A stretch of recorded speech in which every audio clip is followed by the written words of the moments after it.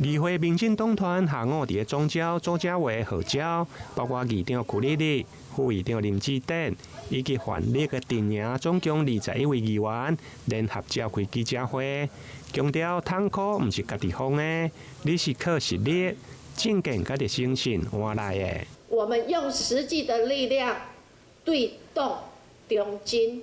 支持一個清氣秀更加適合的人來擔任台南市長。陳立飛沒有內容，形同整個是空心的。他這8年完全沒有提出新的東西來，他就把8年前的口號加林俊憲現在所提的政策變成他自己的東西。今日像那民進黨團大家做徛出來，應該是攏非常認同俊憲委員的政見，希望伊會當出來對咱台南更加好的未來。會中這位議員對比林俊憲甲個陳亭妃的政見，因認為林俊憲的政見對照顧長者、婦女、幼兒，甚至交通一項一項來推出，不過對手提攏是8當前選市長的口號。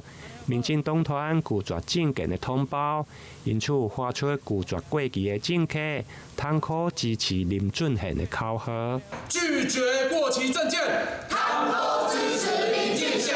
在民進黨團記者會結束無偌久，對手陳亭妃馬上佇個面冊來發表貼文，表示感謝大家注意到伊的政見。至於政見發表會是毋是要加入提問，伊認為30分鐘來做政見的論述都無夠時間。陳亭妃表示，市長是愛接受質詢的，更加莫講是提問。台南新聞林英根、楊順懷採訪報道。